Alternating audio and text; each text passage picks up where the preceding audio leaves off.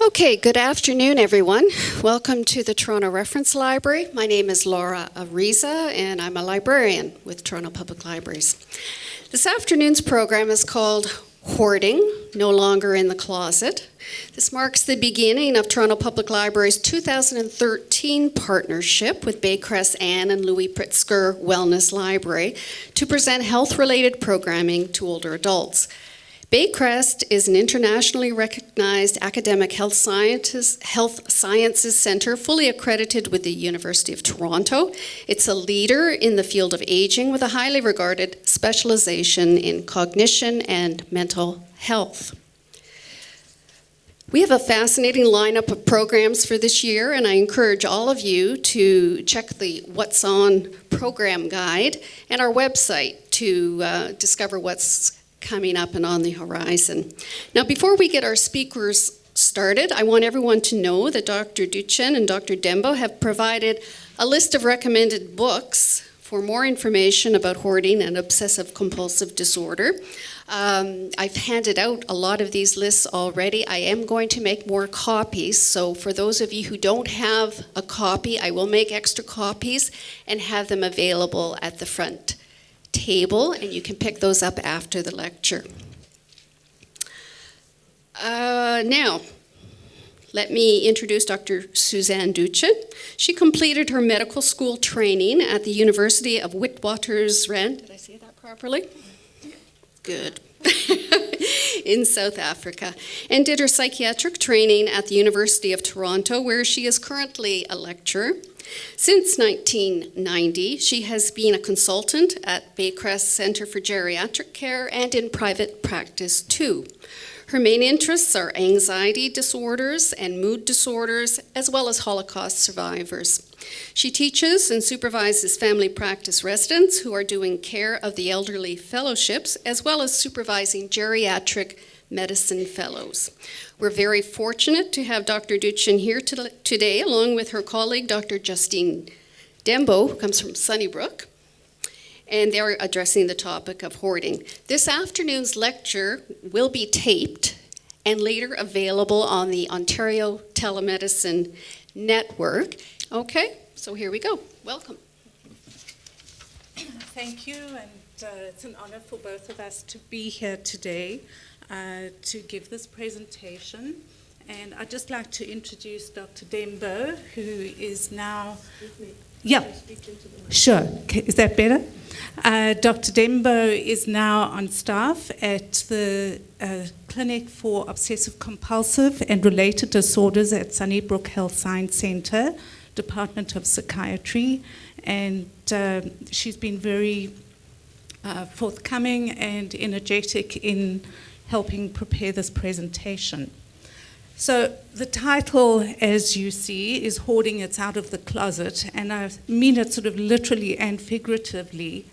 Since the TV program Hoarders Buried Alive, people are far more aware of this difficult-to-treat disorder and seem to be more willing to come forward for help and seek treatment. The idea initially for this presentation, which was given at Baycrest in October, was started at a multidisciplinary presentation given by Dr. Peggy Richter from Sunnybrook in June.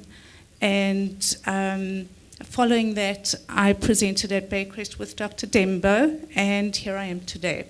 So without further ado, we will get started.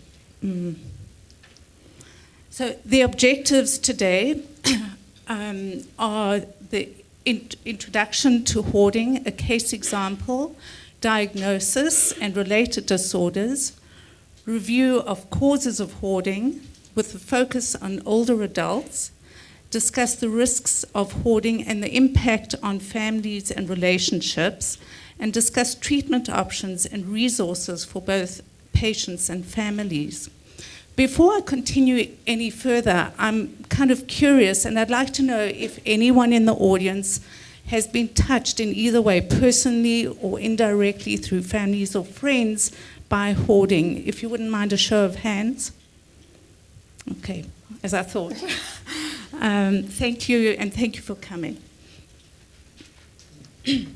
So, as is customary in any presentation that we give, we have to give disclosures. At this point in time, Dr. Dembo and I don't have any disclosures, and Dr. Richter's disclosures, as her slides are the basis for this, are on the screen. So we'll start out with a case presentation of Mrs. X, who was an 85-year-old married woman with a lengthy history of depression and post-traumatic stress disorder. She was cognitively intact, and she was admitted to a long-term care facility. When she was admitted, her room was overflowing with furniture and possessions, and this is what led to my contact with her. The staff were very concerned about her safety, and she seemed very reluctant to part with anything. And I guess what I found most fascinating is how organized she was with her collections. If there was anything she wanted to show me, she knew exactly where it was, and she could access it. Concern increased when Mrs. X had a fall and we were unable to get a gurney into her room because of the amount of furniture and storage items that were in her room. Following her husband's death, she decided that she wanted to bring more furniture into an already crowded room. And initially we allowed her to do so, but with much encouragement from staff and a lot of help from her family, we managed to reduce the amount of furniture, though I would say she still has a lot more than most of the residents in this particular facility. And the reason she had difficulty disposing of her possessions were the memories that she had associated with these objects were really happy, good memories, and she didn't want to let go of these. They were reminders of significant people and times in her life, and this was also a lifelong habit. As I mentioned, with the help of staff and family and allowing her to set the pace, there was a gradual reduction in the amount of clutter. Now I'm going to hand over to Dr. Dembo to continue. So thank you everyone for coming. It's amazing how many people are here. I hope that this talk is helpful to you. I'm just going to take over here to start out with a bit of a colorful story that some of you may have already heard about. This is the story of the Collyer Brothers. They were brothers born in the 1930s in Harlem, New York, and they were from a very wealthy family. They lived in a mansion, and some of these pictures show the size of this house, and it was the family home. What happened with the Collyer brothers was they lived a very secluded life, and they were hoarders, both of them, and their parents had been as well. And as they got older and their parents died, they hoarded increasingly, and the items that they hoarded were incredibly wide in range, anywhere from old newspapers to grand pianos, clavichords, parts of a Model T Ford, jewelry, rugs, musical instruments, also 5 violins, chandeliers, and so on. It was quite an extreme case.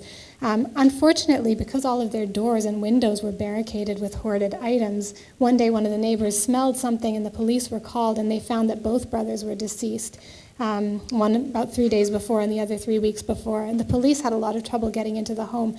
Once it was cleared out, it was declared completely unusable and it was knocked down. And now there's a park in its place named after the Collyer brothers. So if you ever visit Harlem, you can see if you can find this park.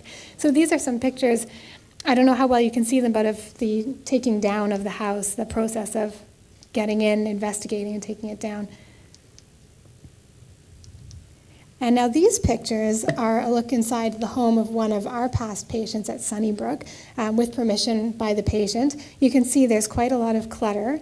A few other homes to look at. This is what the home of a fairly severe hoarder can look like.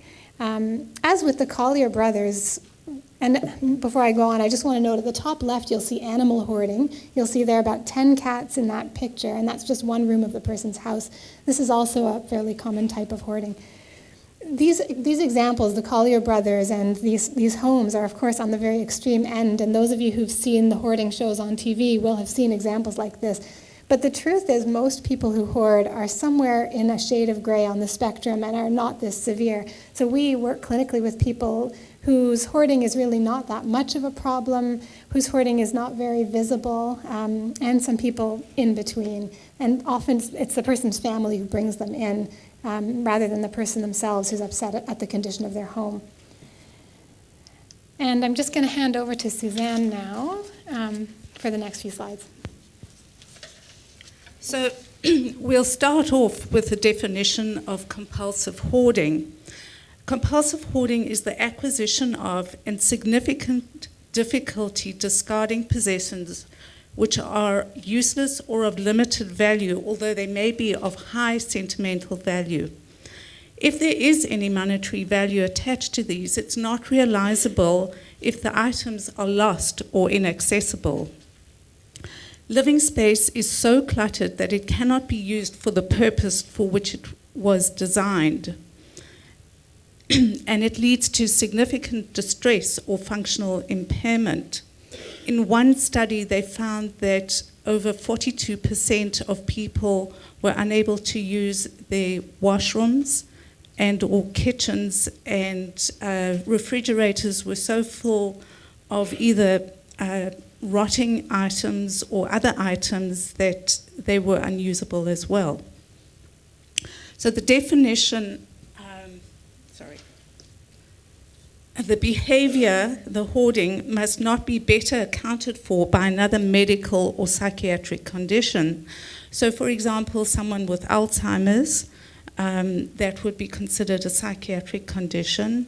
Someone who's severely depressed and is not able to do their normal activities would also obviously end up having a lot of extra stuff around that they just weren't able to get rid of.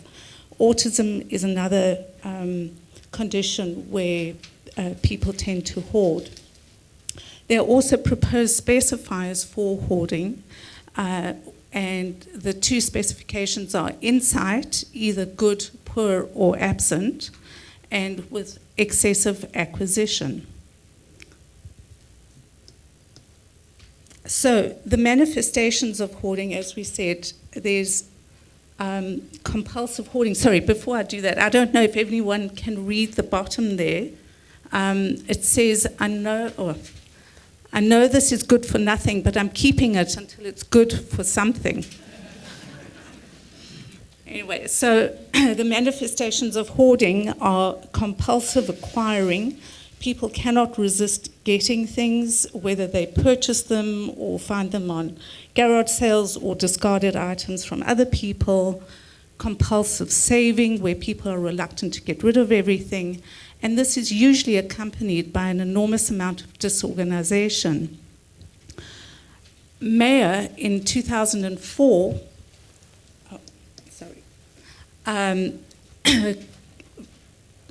thought of hoarding in 4 major categories with 2 subcategories.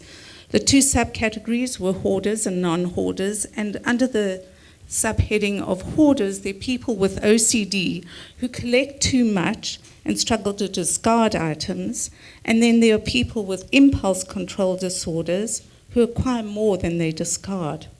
Amongst the non-hoarders are the ritualistic collectors, whom he termed the coin collectionism, and also people who accumulate rubbish due to an inability to discard. Back to Dr. Dembo. So I'm going to address the question quickly of whether hoarding and OCD, or obsessive compulsive disorder, are the same disorder or whether they're 2 different disorders. OCD, for those of you who don't know, is a disorder characterized by 2 major functions. There's obsessions and compulsions, and a person with OCD may have both or one of those 2. Obsessions are characterized by intrusive, repetitive, unwanted thoughts, images, or impulses that are experienced by the person as unwanted and wrongful in some way. And compulsions are repetitive or ritualistic behaviors that are designed to reduce the anxiety associated with obsessions. There's a lot of debate about whether OCD and hoarding are the same illness, and in fact, 30% of people with OCD hoard, so there is a link there. But I'm going to highlight some important differences. Firstly, for hoarding, if you consider an obsession, in the case of hoarding, to be an intense preoccupation with one's belongings, it is indeed an obsession, and it will cycle through the person's head, sometimes all day. However, unlike OCD, it's not experienced as intrusive, not resisted or unwanted, and it's not very distressing to the person who hoards. There are some cases where that's different, where that's not the case, but in most cases, people who hoard are not distressed by their hoarding obsessions. Also with compulsions, a hoarding compulsion, for example, would be the compulsion to acquire items, to sort through one's items, or to save items. And this is, again, not experienced as distressing. And in fact, a lot of people who hoard find the process of hoarding and acquiring quite enjoyable. So this is very different from OCD. Again, not ritualistic in the same way. So someone with OCD may have one particular obsession, whereas someone who hoards may hoard numerous categories of items. So those are some of the primary differences. This slide is meant to, it's quite busy, but it's meant to show you where hoarding fits on the spectrum of obsessive-compulsive disorder. You can see if OCD is in the middle, hoarding is linked to it, but not completely. And so if you look at the same spectrum, what you'll see is on the top left, I think for you, is body dysmorphic disorder. And you may recognize Michael Jackson here as someone who suffered from that, an intense preoccupation with parts of one's body. All the way to, on the other end, pathological gambling and other impulse control disorders. There's compulsive hair pulling called trichotillomania. You can see a picture of that there. And self-injury. And on another part of the spectrum are diseases that are more neurological, like Huntington's disease or autism. And hoarding you can see fitting in right there. I'm going to pass this over to Suzanne for a moment. You may need to use the clicker. So, as all roads lead to Rome, many different factors lead to hoarding. So their emotional responses. People often feel that the items they have are reminders of significant others in their life and are reluctant to part with them for this reason. Also, the issue of positive reinforcement is many people reward themselves by acquiring different items as a reward for certain achievements. Avoidance is a big factor in cluttering and hoarding. People avoid making decisions about which items to discard, and the avoidance actually enables them to keep hoarding. There are physical factors such as poor. There are physical factors such as poor eyesight. If one's not able to see, you're not going to realize that your home is cluttered with all kinds of different items. There are also thoughts and beliefs, perfectionistic beliefs about the items, that if the person doesn't have the item, that something bad may happen, or that they going to miss out on having something that is absolutely necessary for them. People who have information processing problems, and over here I'd really think about some people with attention deficit disorder have a lot of difficulty prioritizing, organizing, sorting, and therefore have difficulty getting rid of articles. And lastly, the genetic factors. Hoarding often does run in families. We heard about the Collyer Brothers. That's a typical example. And there are many people who hoard have a family member who was a hoarder. And again, social learning, people might think that if they get rid of a gift that was given to them, they may feel they're dishonoring the person who gave them the gift. And then the traits associated with hoarding, there are many personality characteristics, some of which I've just referred to, such as indecisiveness and procrastination, perfectionism, disorganization, avoidance, being very circumstantial and over-inclusive, so they'll have many things, many items for one purpose. General traits are the urge to save, difficulty discarding, again, excessive acquisition, and a lot of clutter.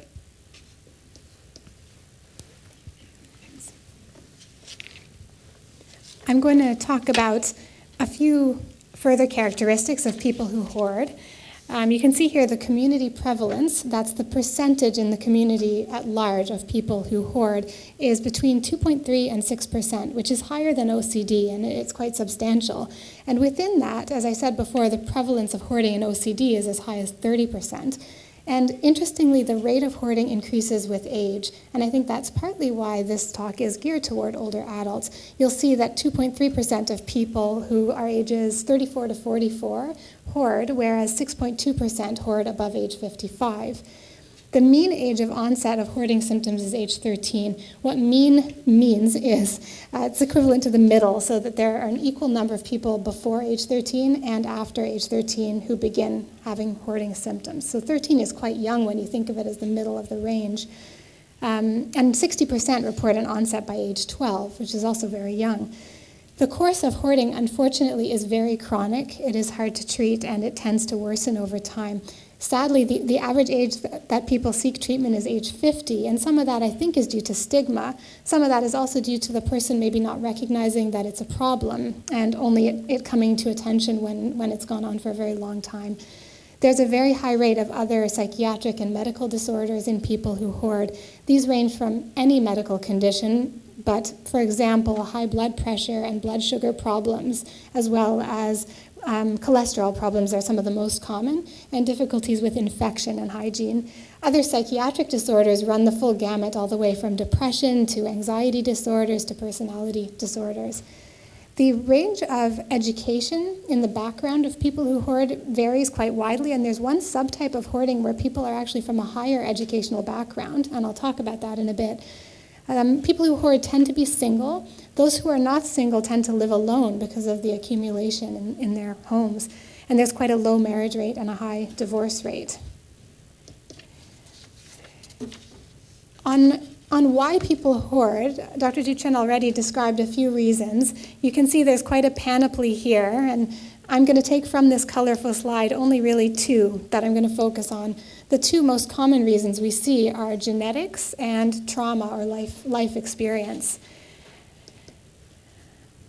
And so on the question of whether hoarding is genetic, there's quite a lot of evidence that it is, at least in large part. We have some studies showing that 80 to 85% of hoarders have a first-degree relative known as a pack rat, who may not have a clinical diagnosis of hoarding, but certainly meets criteria. Or 26 to 54% of people who hoard have family members with OCD. That's showing the genetic link between those two disorders as well. The heritability of hoarding is as high as 71%. What heritability refers to is the degree to which the disorder can be attributed to genetics. And this is determined using identical twin studies, where two twins with the same DNA, the same genetics, will grow up, one will develop hoarding and the other won't. And in some studies, as many as 70% of the identical twins of hoarders also have hoarding symptoms. This study of 5,000 twins showed that the genetic factors were about 50% of the variance. And interestingly, the genetic studies show that hoarding is not the same as OCD, but again is linked. This is just a slide to let you know that there are a lot of brain centers implicated in OCD and hoarding. We don't have time today to go into all the specifics of this, but I will point out a few brain regions that have been found on some imaging studies, especially in OCD. Fewer imaging studies have been done with hoarding, but especially a brain region called the anterior cingulum. It's one of the deeper brain structures near the thalamus, and the thalamus, caudate, and putamen. Many of you may not know what these are. The point of this is that there are neurological correlates. The problem is there's a chicken and egg problem when you do these studies, because these studies are done on people who already have the illness. And so we don't know what their brains looked like before they developed the illness. And I also want to point out that we know without a doubt that childhood trauma is of various kinds is associated with all mental illnesses, and that includes hoarding. A lot of people ask this when they come in for treatment. Could this be because I was traumatized as a child? We know, I mean, this slide is quite busy, but it shows different types of childhood adversity that are associated with hoarding. And you can see that the odds ratio, which is the rate of childhood adversity in those who hoard versus those who don't, is highest when there were psychiatric symptoms of any kind in either parent, when there were home break-ins and a lack of security related to that, when there was excessive physical discipline. And other types of adverse events in the childhoods of hoarders include things like incest or parental sexual abuse, parental separation and divorce, or the loss of a parent through illness or death. Now, oh, it's circled. Sorry, I should have put that on earlier. Now, in terms of psychological trauma of different kinds and hoarding, we know that hoarding does often begin or worsen after there's a trauma or a stressful life event. There's a hypothesis called the diathesis stress model, looking at what makes a person vulnerable to an illness. Someone with a diathesis or a vulnerable brain, let's say their genetics imply that they are likely to get hoarding, are more likely to develop hoarding after a stressful life event than someone without a vulnerable brain. When there's been a higher amount of trauma, the hoarding is more severe. And also, interestingly, hoarding is more characterized by clutter when there's been more trauma. And hoarders have experienced significantly more trauma lifelong, not only than the general population, but also than people with OCD. In terms of what are stressful or traumatic life events, pretty much anything counts. The most common are things like rape, natural disaster, bereavement, robbery, or severe illness or disability. A severe threat to one's bodily integrity or to one's health is also a common stressor. And what's interesting here is this same criterion occurs in the diagnosis of post-traumatic stress disorder. Other stressors that can precipitate hoarding after someone's been living a relatively quote-unquote normal life would be things like social isolation, the ending of a relationship, a severe illness, a deceased parent, and inheriting that parent's possessions, and a role transition in life to a different job, for example, or eviction from one's home. And I just want to point out that, interestingly, socioeconomic status seems to have very little to do with hoarding in adult life, but if someone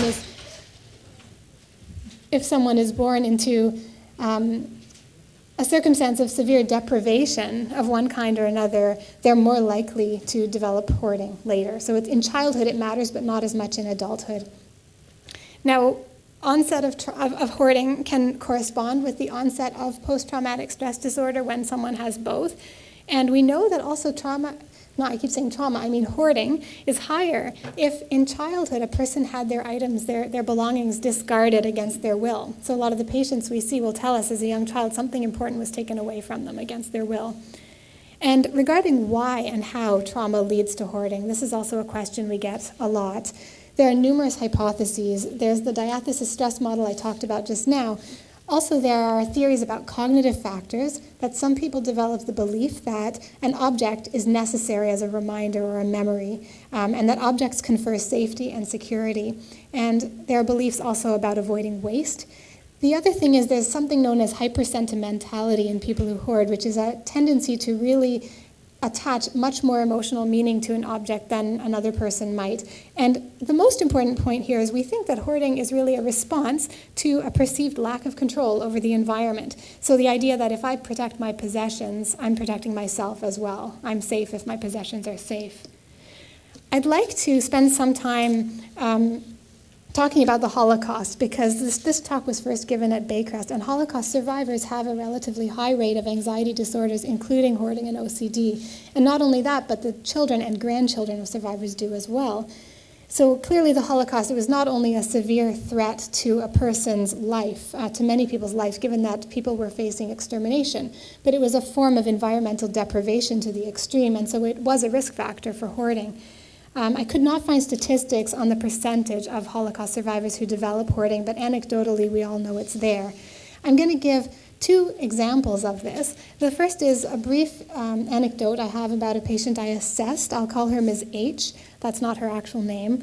Both of her parents were concentration camp survivors, and they were severe hoarders. And Ms. H recalled numerous incidents in her childhood where her parents would suddenly up and leave and move to a new house, and she didn't have time to gather her belongings.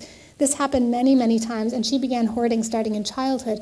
By the time she was in her middle age, she required, I think, you know those large dumpsters, they're maybe half the size of this room, about 5 of those to empty the non-essential items from her house. And 1 year later in her new house, the accumulation was exactly the same amount. Her daughter used to sneak in the middle of the night to her house when she was sleeping to discard items in secret because the patient wouldn't allow it otherwise. So there's another case I just want to mention. This is of a patient with OCD, but the reason I'm going to talk about it is that it does relate to how trauma is transmitted through generations. This was the case of a psychoanalyst and a young patient named Glenn. Peter Fonagy was the psychoanalyst. Glenn was a 15-year-old boy who was the first son of the first daughter of a Holocaust survivor, and Glenn had very severe OCD. His entire day was filled with rituals. He was very refractory to therapy. Nothing seemed to work. And then at school, Glenn saw Schindler's List, and in therapy started talking about his own aggressive fantasies, actually of being a Holocaust Nazi commander and murdering Jews. And through talking about these fears and these fantasies of Glenn's, which related to stories that Glenn's mother had told him when he was a child, he began to get better. And over the course of 3 years of therapy, he began to live a fairly normal life, and his OCD almost completely went away. Fonagy talked about how is it that trauma is transmitted this way through the generations, and his hypothesis was it has to do with attachment. So when someone has been traumatized, they're known as a frightened caregiver, which means that as a parent, sometimes they will react with fear to their child's distress as opposed to comforting or nurturance, and that they will have a disorganized attachment style where sometimes they're very warm and nurturing, and sometimes they're completely dissociated. And that creates a child who may also be a parent in that same way because that child hasn't learned how. So this is one developmental theory of how hoarding starts, but the genetics is all still a part of this, and I don't want to let that slide. A moment of humor, because this is a heavy topic. This is one of our favorite cartoons. Have you sought psychiatric help for hoarding dogs? Hoarding psychiatrists got too expensive. This must be from the US. Anyway, it's an enjoyable slide.